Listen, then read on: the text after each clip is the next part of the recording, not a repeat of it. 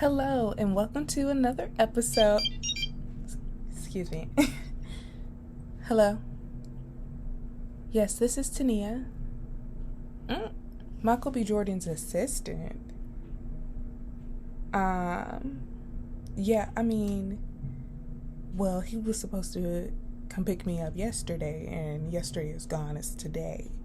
So no, I can't rearrange. I don't like flakiness. So yeah. Okay. So I'm doing something right now. Okay. Yeah. So you guys have a good one. Yeah. Tell Michael I send him the best. But he has to stay on top of his like what he's doing. So yeah. Okay. Yeah, I'm certain. All right, bye. Okay, I'm sorry about that, guys. Michael B. Jordan was supposed to take me out yesterday, and then he just didn't show up. So, but anyways, we're on to better things. We're here at Tania Deshawn Writes. We're about to get into some content. Let's go.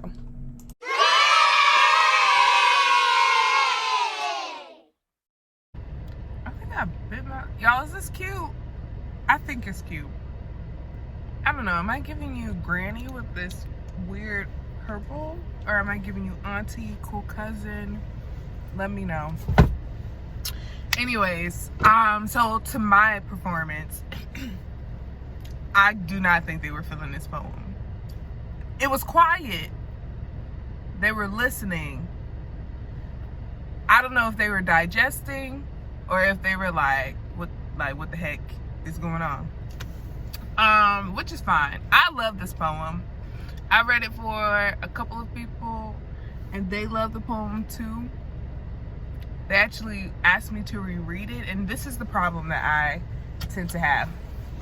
My writing can tend to be dense, and because I'm not and have not spent time on performing, I honestly don't know how to always deliver my denser poems, and I'm not willing to change that style of my writing. I know I am impressed with people who do basically what, I'm not gonna stop talking about Lucille. Lucille is brilliant. Who can do what Lucille does very well, which is to get the simplistic language, but use simplistic language, but can make it have such a huge impact. And I've attempted to do that. I haven't gained that skill yet, so I am here with the density dense. Like my poems are pound cake. She's giving you southern. I'm gonna say what I need to say, and like that's what my poems get. But yeah, they're not rocking with this poem. But I'm gonna test it out. And I'm gonna let y'all know how it goes, because I think it might be a crowd thing, which leads into my next point, which is what kind of artist are you? What kind of artist am I? And this is, oh my gosh, this is why I did it. I should say this. So the reason why I even wanted to go to the open mic, is because I don't want to just be one of those people who sit in their room and write poems that nobody hears. That's lame. And if you're on here, I know my channel has very much a literary vibe, which is definitely a part of me. Yes, I love to read. You love to read if you watching this, or at least you like to hear what I have to say. But if you're an artist, if you're a poem, even if you don't fit into the spoken word category, I think you should definitely go, because one, it's challenging. It was intimidating AF. I had to go after Wisdom, the girl who was walking around with the cedar and the New York accent and the confidence and boldness. I was like, well, shoot. That was intense. I think you need to experience that, even if you're not a spoken word artist, even if you just working on stage presence or something. I think you should go. But anyways, so I never want to be one of those artists who are just so cerebral that you don't have social skills. You can't go to an open mic. That's crazy to me. So yeah, that was one of the things that was fueling that. what else? Yeah, that's some big tea. So yeah, back to the what kind of artist are you? So one of the things that, if you guys aren't as familiar with me, I have this podcast called Element Agape. The reason why I have that podcast is, one, I needed something creative to focus my attention on during the beginning of the pandemic, because there was literally nothing for us to do. Like, there was nothing for us to do, so I focused my energies on something positive.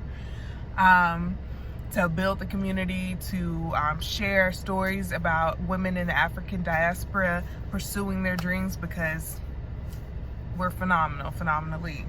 And so, more backstory. When I first graduated from college, I started going to this prophetic church. Feel about it the way you feel about it. That's where I was at the time.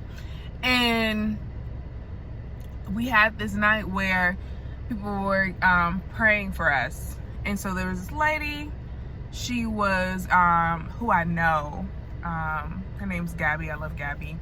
And one of my friends, we were both actually walking towards her, but she couldn't see us. We were walking towards her, and I was like, oh, you can stay. And my friend was like, oh no, you can go here, I'll go over here. So I was like, cool.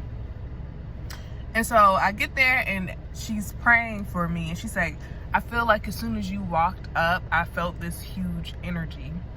And she was like, I just feel like you don't belong in a specific type of box, and you haven't been able to find your crowd. And she's like, whatever you have to do, it's very niche. She's like, whatever you have, it's a talent, and it's very niche. And whenever you find it, it's going to be explosive. That's the gist of the prophecy. And I'm like, poetry is not entertaining, and that's something that I very much appreciate and respect about the spoken word community, because a lot of people get up there and they're like, well, from what I can tell, the people I interacted with, it was like, this isn't just poetry, this is healing. I think that's definitely something that's very on point for a couple. There's a man too, bro, I can't remember your name. He was an older gentleman, I don't know, but anyways, he was also talking about his holistic approach. But I think sometimes in the church, it's seen as, it's the arts. And it's not taken, like, we have Psalms. Like, honestly, the Bible in itself is poetry. And I don't understand why we don't invest in that more. But, yeah. So anyways, I say all of that to say is that just because you know for a fact that you don't navigate well in a crowd, I think you should still go, because there's a lot that you can learn about yourself as an artist. There's a lot you can learn about other artists, their stories, their journeys. They can give you tips. You can give them advice. I mean, I'm pretty fresh, okay? So I didn't really have a lot of tips. I'm just there like, yes, that was awesome. Like, that's the energy I'm giving right now. Yeah, so that was my open mic, my first, I'm convinced that's my first adult open mic. I have like so much to say about the culture. I would love the like inner little baby sociologist in my brain wants to do a field study. I would love to do a field study of the open mic community. It's very interesting. I would love to see the impact it has on Black mental health. That's another topic that came up a lot, was Black mental health. That, like, y'all, we have to take care of our minds, like, because that's the way the enemy is attacking a lot of people. Like, a lot of people who were going on stage were talking about suicide, and then a lack of love for body, not even just self, but just body. I think I was reading something a while ago, and it was like integration was one of the worst things that happened for Black female self-image. I don't know about Black male self-image, but definitely for Black women, because you were then taken out of these communities where you were surrounded by people who looked like you and your body was normal. I need to see what time it is so I can go to church.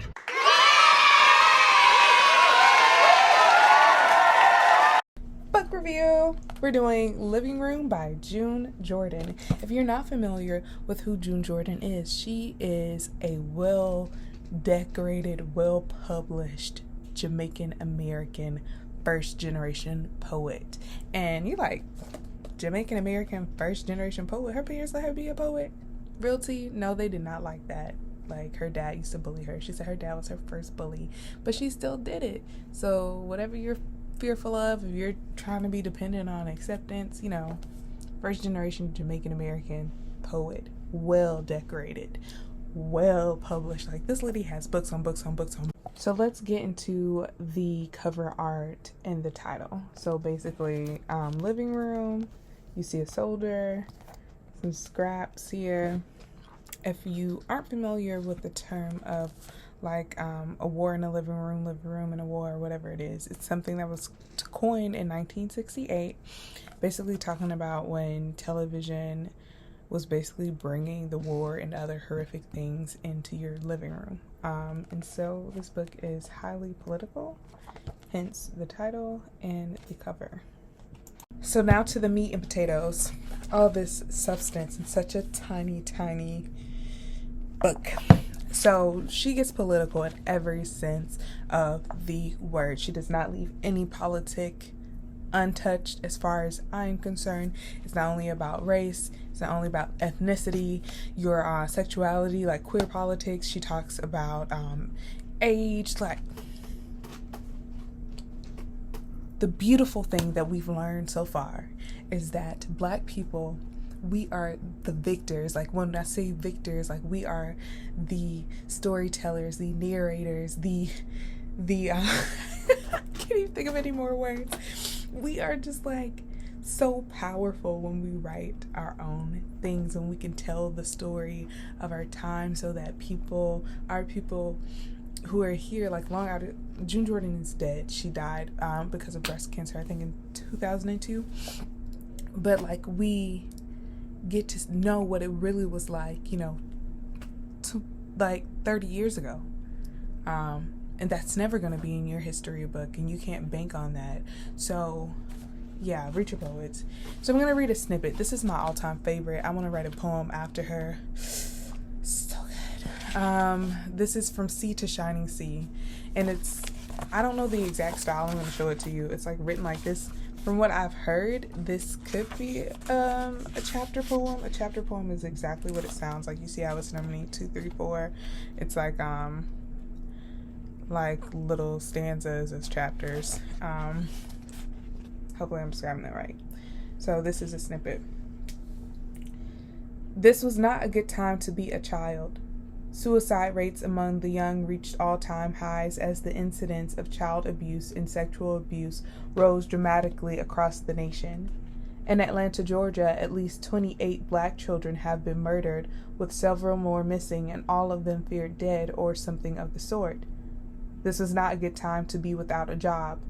Unemployment compensation and the minimum wage have been identified as programs that plague the poor and the young, who really require different incentives towards initiative, pluck, and so forth. This is not a good time to have a job.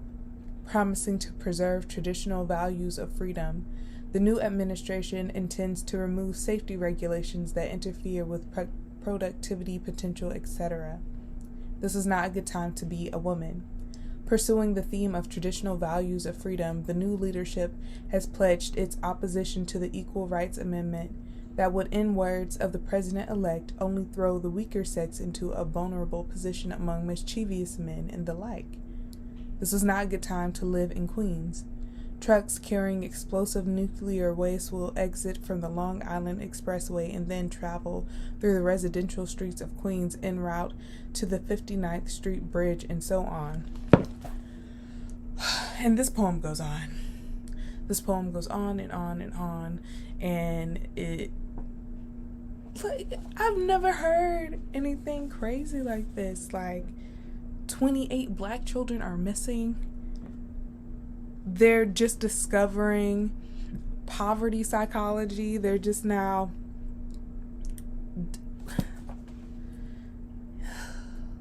y'all. It's like the equivalent of, well, I guess now that social media is around, it must be different. So I will say that. So we have our own archives through social media. But like, what if no one was around when like Trump said we should grab women by their like vaginas? Like, there would be no evidence of how foolish our administration was, or vulgar. Like, so anyways, poets.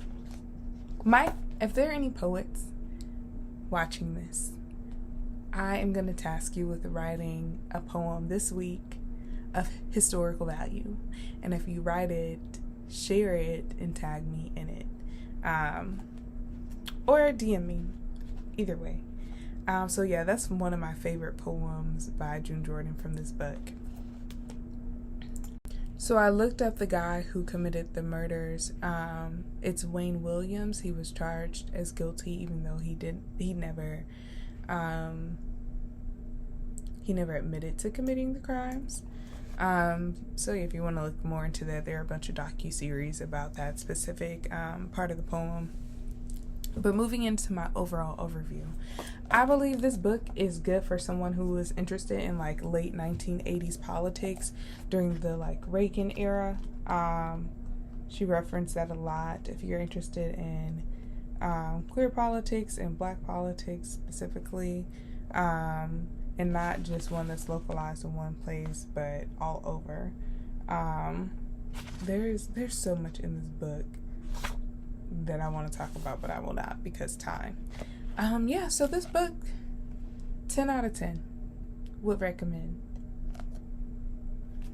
And so if you like what I'm doing, if you're interested in following me, I'm most active on Instagram during the weekdays, not so much because balance. But Friday, Saturday, Sunday, it's usually popping. So, get over there on those days. You'll see what I'm up to. I'm trying to see what's going on. So this week I'll actually be focusing more so on my chapbook manuscript. That's something I've been slacking on, and I'm making a priority now to get done. So that's what I'm working on. That's my main priority. I mentioned the poetry EP, and I'm still like scared to release that. I was watching this thing, and it was like, I saw something on Facebook, and it was like, you're scared because you're not a perfectionist. You're worried about what people will think about your best efforts, and it's so true. Like, I know the skill set that I want, and I know that's not necessarily what I have, but you work with what you got until you evolve. So that's a part of it, which I almost forgot what my pastor was talking about today, which was fear and how you shouldn't be afraid, which sounds really simplistic.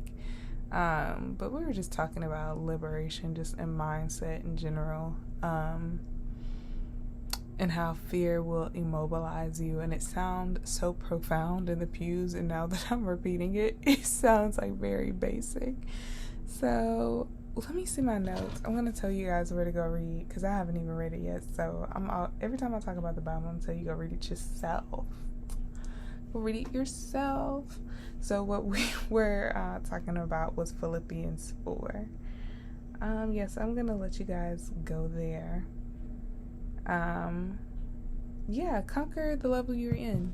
If your level right now is sitting in your room writing poetry like myself, go out to an event, go on an Instagram live. I love those Instagram lives. Like, it's so random. You can pop in, say what you got to say, and just leave. And then the in-person, you have to use those, dust the little social skills off, because they've been on the shelf. If you're really afraid about the pandemic, I know some of us just went straight outdoors once the vaccines came out. Whether or not we got vaccinated, we were just out and about. I'm going to stop talking now. You guys have a good one. I am going to release one poem, my favorite poem, this week, probably on Wednesday. Anointed Eyes, the audio. That's my favorite poem out of everything. And then The Wolf. Oh my gosh, I'm like kind of debate. I'm not gonna do it. So yeah, guys, have a good one. Thank you for watching. This video is going to be so long, but thank you for watching.